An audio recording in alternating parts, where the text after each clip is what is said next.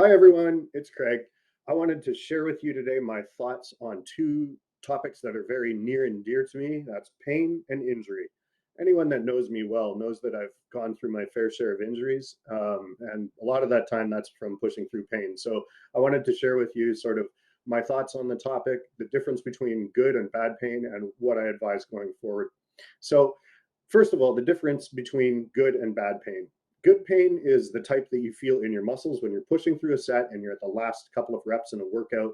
And the reps are getting hard and you've got lactic acid built up in your muscles and the reps are really painful. But those are the ones that you actually have to push through, right? Those are the ones that you have to push through in order to facilitate change in your physique. So those are the reps that really count. So definitely push through that sort of pain. On the other hand, the pain that you should not push through and should actually do the opposite is the bad pain. Bad pain is stuff that comes in your joints or in your tendons. So, for example, if you're doing the bench press and all of a sudden you get a stabbing pain in your shoulder, then that's the type of pain where you should just stop working out completely that day, rest the rest of the day, and just sort of see what's going on. You are not going to be able to gain anything of any magnitude by pushing through that training program if you have that type of pain. So it's best just to quit while you're ahead. If it still hurts in a couple of days, then I strongly recommend going to see a doctor. When you the other thing that I would say is a flag that you need to go to the doctor is if there's any sort of discoloration in the general vicinity of your injury. In my case, when I tore my rotator cuff, I had, even though it was in the shoulder that I tore, I had bruising back at this part here. So the bruising was actually from the internal bleeding. So it doesn't necessarily need to be directly at the area where you sustain the injury. It's just sort of if it's in the general vicinity, then you're probably best to get checked out from a doctor.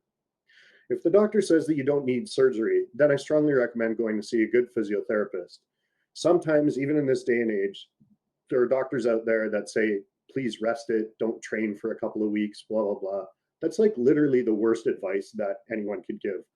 In modern sports medicine, it's largely accepted that you want to actually do the opposite. You want to be exercising the area around the injury so that you can have extra blood flow and extra nutrients going to the injured area. That's why working with a good physiotherapist is so important, because they can give you a menu of the exercises that you can and cannot do, and also prescribe exercises for you that will help to strengthen around the affected area so that it can be stronger and more stable in the affected area. If you need physiotherapy services in Tokyo and in English, I strongly recommend either Club 360 or Tokyo Physio. Both of them are owned by friends of mine, and I can attest to their level of service and professionalism. In the case that you do wind up needing surgery, I strongly recommend trying to keep your routine as close as possible until your surgery date. The reason for that is because by keeping your routine in place, then it's going to be a lot easier to get back into the gym after than completely stopping your routine. Even if you can only go in and train one side of your body, that actually has benefits, and that's been shown in scientific studies. So I'd like to share with you here, there's a study that was done called Set Configuration in Strength Training Programs Modulates the Cross-Education Phenomenon, conducted in 2019, which through their research, the authors concluded that if one limb cannot be trained, then training the other limb should attenuate strength decreases in the injured limb. Now, that's very important because obviously that means that when you do finally have your surgery and if you keep training at least the side that you can train after surgery, then your recovery is going to be much faster than if you just abandon everything. And as I mentioned, more importantly, it's about keeping the routine. We all know how hard it is to start a health and fitness regimen, especially with our busy schedules.